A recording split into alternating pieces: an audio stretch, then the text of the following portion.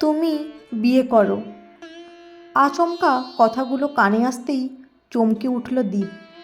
তাকিয়ে দেখল জানালার ধারে বসে থাকা এক বিধ্বস্ত মূর্তিকে।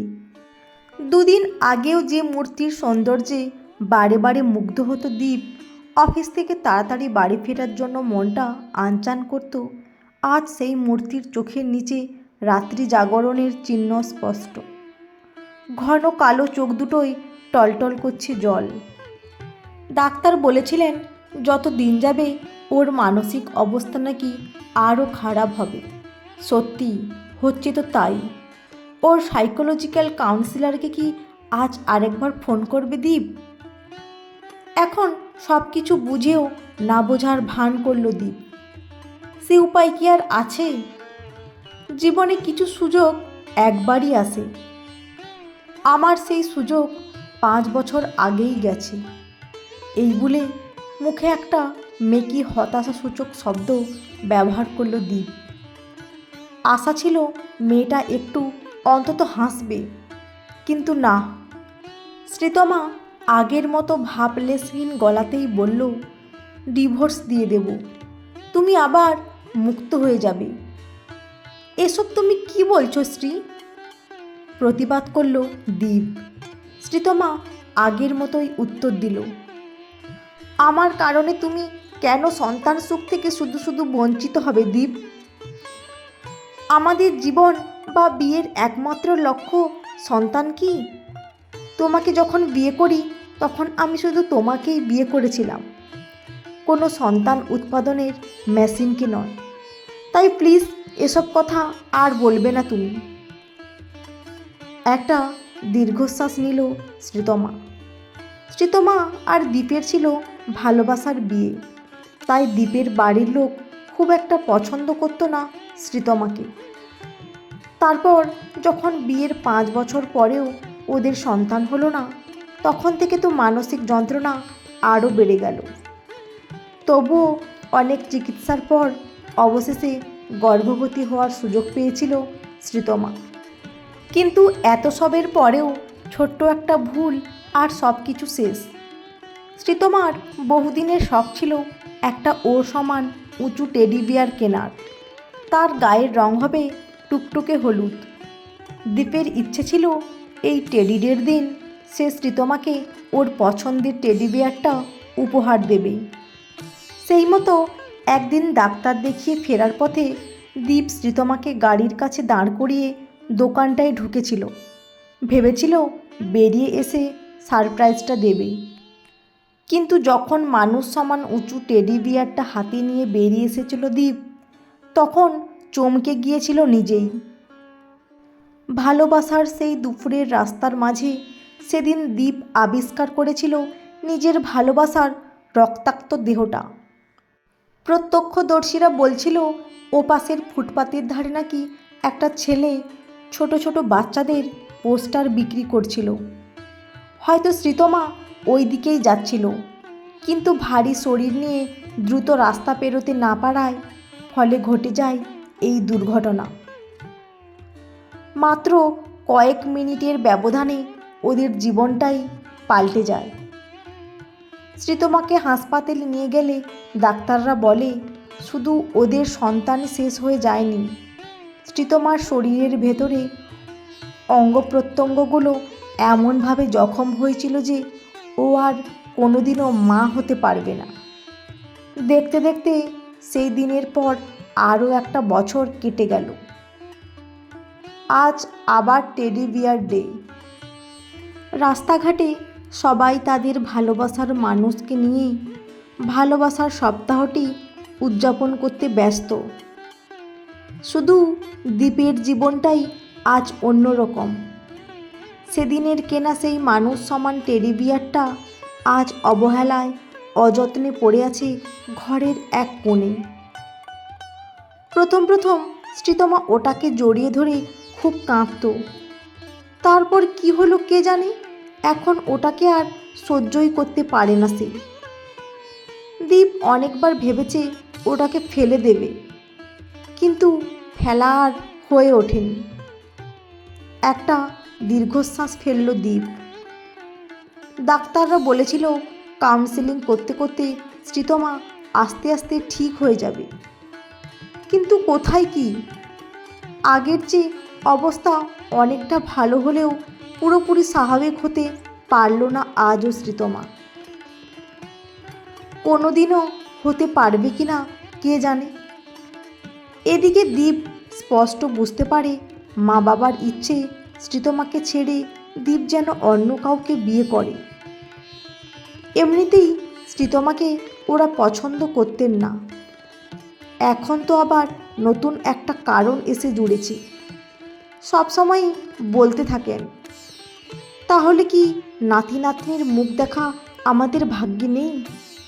তাহলে কি আমাদের বংশটা এখানেই শেষ হয়ে যাবে এভাবে? তুই কি কিছু করবি না বাবু? তোর কাছে তোর বউই সব, আমাদের কষ্টের কোনো মূল্যই নেই তোর কাছে? শ্রীতমাকে ছেড়ে দেওয়ার কথা দীপ ভাবতেও পারে না, কিন্তু তাও দীপের মাঝে মাঝে বড় অসহায় লাগে নিজেকে। কি করবে কিচ্ছু বুঝে উঠতে পারে না সে। দাদু ভাই, দাদু ভাই! সিঁড়ির কাছ থেকে কাঁপা কাঁপা গলাটা ভেসে আসতেই চমকে উঠল দীপ। ঠাম্মা! স্ত্রীর কপালে একটা চুমু এঁকে দিয়েই ছুটল দীপ। দেখল বেশ সেজেগুজে লাঠি হাতে সিঁড়ির মুখে দাঁড়িয়ে আছে ঠাম্মা। দীপকে দেখেই ধমকে উঠলেন তিনি। আমি না বললে কোনো দিকে হুঁশ থাকে না যেন, এত গড়িমসি করলে চলে? সরি সরি ঠাম্মা, চলো আমি রেডি। ঠাকুমা নাতিকে এত সাজগোজ করে বেরোতে দেখে অবাক গলায় দীপের মা জানতে চাইলেন, কোথায় যাচ্ছ তোমরা? এই কদিন আগেও তো কোথাও যেন গিয়েছিলে, সেটা আজ আমরা ফিরলেই জানতে পারবে বৌমা। এই বলে ঠাম্মা গুম গুম করে বেরিয়ে গেলেন গেটের দিকে। দীপের মা হতভম্বের মতো দাঁড়িয়ে রয়ে গেল ঘরে। ওরা কোথায় যাচ্ছে জিজ্ঞাসা করতে পারলে না? জিজ্ঞেস কি করিনি ভেবেছ? তোমার মা আমাকে জবাব দেওয়ার প্রয়োজন মনে করলে তো? উফ, এতক্ষণ হয়ে গেল, কোথায় যে রইল ওরা? বিকাশবাবু আর নিভাদেবীর কথার মাঝেই গেটের সামনে গাড়ি থামার শব্দ হলো। ওই এলো বোধহয়। একটু পরেই দীপ এসে ঢুকলো ঘরে। বিকাশবাবু ছেলেকে দেখা মাত্রই হুঙ্কার ছাড়লেন, কোথায় গিয়েছিলি? বাড়িতে বলে যাওয়ার প্রয়োজন বোধ করিস না বুঝি? আর মাই বা কোথায় গেলেন? তোমরা শান্ত হও, ঠাম্মি আসছে। বলতে বলতেই ঠাম্মি পর্দা সরিয়ে ঢুকলো এই ঘরে। তাকে দেখেই চমকে উঠলেন বিকাশবাবু আর নিভা দেবী। বৃদ্ধার কোলে একটি বছর 6 শিশু ঘুমিয়ে আছে তোয়ালের মধ্যে। এ কে? কোথায় পেলে এতটুকু বাচ্চা? আরও কেউ এসেছে নাকি? প্রশ্নটা করতে করতেই পর্দার ও প্রান্তে উকি দিয়ে দেখার চেষ্টা করলেন বিকাশবাবু, কিন্তু তাকে আটকে দিয়ে তার মা বলে উঠলেন, দেখার প্রয়োজন নেই, কেউ নেই বাইরে। তাহলে এই বাচ্চাটা? এই বাচ্চাটা আজ থেকে আমার দাদুভাই আর নাত বউয়ের সন্তান। কি? তুমি কি পাগল হয়ে গেলে মা? কার বাচ্চা এটা? বললাম তো তোমাদের ছেলের সন্তান। তোমরা তার মানে কোথাকার কোন অনাথ আশ্রম থেকে তুলে এনেছো এটাকে? ভদ্রভাবে কথা বলো বাবু, আজ থেকে এ তোমার নাতনি। বললেই হলো মা। আপনি নিজে নিজে এত বড় সিদ্ধান্ত কি করে নিলেন? আমাদের একবারও জিজ্ঞাসা করার প্রয়োজন বোধ করলেন না? কি জিজ্ঞাসা করব তোমাদের বৌমা? তোমরা শুধু মা বাবাই হয়েছ, সন্তানদের মন বুঝতে চেষ্টা করনি কোনো দিনও। আর শ্বশুর শাশুড়ি শুধু নামে হলেই হয় না।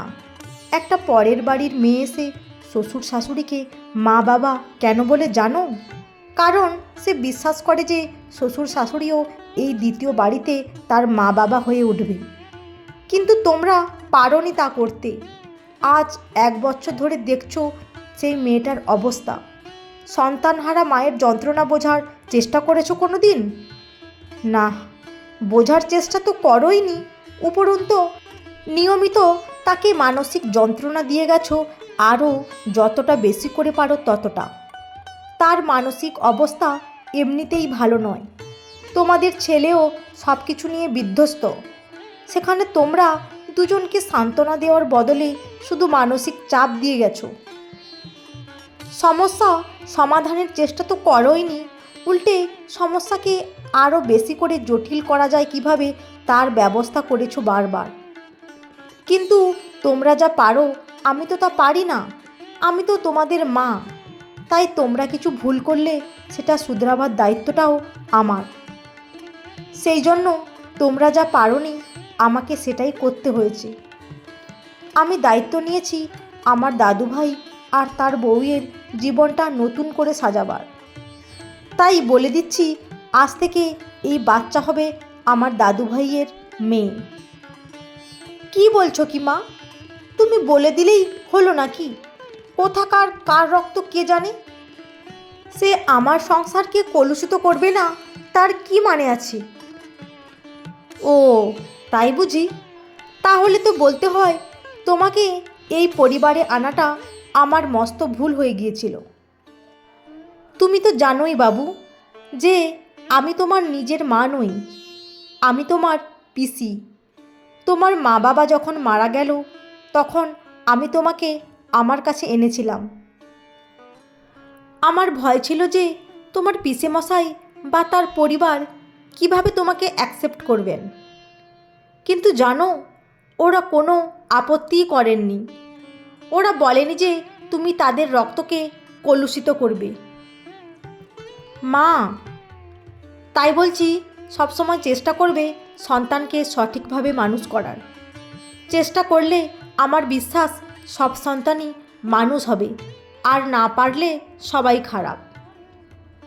আর একটা কথা তোমাদের বলে দিচ্ছি শোনো, আমার দাদুভাই বা তার বউকে তোমরা যদি সন্তানকে নিয়ে আর কোনো রকম মানসিক যন্ত্রণা দাও, তাহলে আমি বলছি ওরা আজ থেকে তোমাদের এই বাড়িতে আর থাকবে না। ওরা নিজেদের মতো করে ওদের সংসার সাজাবে। এবার তোমরাই ভেবে দেখো কি করবে তোমরা। মায়ের এহেন ঘোষণায় চমকে গেলেন বিকাশবাবু আর নিভা দেবী। বৃদ্ধা সেদিকে পাত্তা না দিয়ে বললেন, দাদুভাই যাও, তোমার মেয়েকে নিয়ে যাও নাত বউয়ের কাছে। এই বলে সদ্য আনা ছোট্ট শিশুটাকে তুলে দিলেন দীপের হাতে। আর তখনই কোথাও থেকে একটা ডুগরে কান্নার আওয়াজ ভেসে এলো। সবাই চমকে উঠে তাকিয়ে দেখলেন কখন যেন শ্রীতমা এসে দাঁড়িয়েছে সিঁড়িতে। হয়তো শুনেছে সবটাই। ঠাম্মি তাকে বললেন, আয় এদিকে আয়, মেয়ের মুখ দেখবি না? শ্রীতমা হয়তো এই ডাক্তার অপেক্ষাতেই ছিল। এক ছুটে এসে দীপের হাত থেকে বাচ্চাটাকে কোলে তুলে নিল। ওইটুকু বাচ্চাও যে কি বুঝলো কে জানে। এতক্ষণ ছটপট করছিল, কিন্তু শ্রীতমার কোলে যাওয়া মাত্র ছটপটানি থেমে গেল তার। এক দৃষ্টিতে তাকিয়ে রইল শ্রীতমার মুখের দিকে। শ্রীতমা ওকে বুকে জড়িয়ে ওর মাথায় চুমু দিতেই খিলখিল করে হেসে উঠল বাচ্চাটা। আমি তোর মা, আমি তোর মা, বিড়বিড় করতে লাগলো শ্রীতমা। দীপ এগিয়ে গিয়ে ওদের আলতো করে জড়িয়ে ধরে বলল, গত বছর এই টেডি বিয়ার 1.5 দিন আমাদের সব কিছু ধ্বংস হয়ে গিয়েছিল। আজ আবার একটা অন্যরকম টেডি উপহার দিলাম তোমায়। পছন্দ হয়েছে? খুব পছন্দ হয়েছে। ঠাম্মি আমাদের এলোমেলো হয়ে যাওয়া জীবনটা আবার নতুন করে সাজানোর চেষ্টা করছে। আমরাও চলো আবার ভালো থাকার চেষ্টা করি। দীপের মুখের দিকে খানিকক্ষণ ফ্যাল ফ্যাল করে তাকিয়ে থাকলো শ্রীতমা। তারপর বাচ্চাটাকে দীপের কোলে দিয়ে ছুটতে গিয়ে জড়িয়ে ধরল ঠাম্মিকে। আজ তুমি ছিলে বলে আমি মা হওয়ার সুযোগ পেলাম ঠাম্মি, আর আমি বাবা। এই বলে দীপ আর ওদের মেয়েও এসে জড়িয়ে ধরল ঠাম্মিকে। আর অন্যদিকে ঘরের কোণে পড়ে থাকা প্রকাণ্ড টেডি বিয়ারটা আজ মুচকি হাসল নিজের মনে। বন্ধুরা, আজকের গল্পটি কেমন লাগলো? যদি ভালো লেগে থাকে অবশ্যই একটি লাইক দিয়ে চ্যানেলটি সাবস্ক্রাইব করে পাশে থাকবেন। অসংখ্য ধন্যবাদ।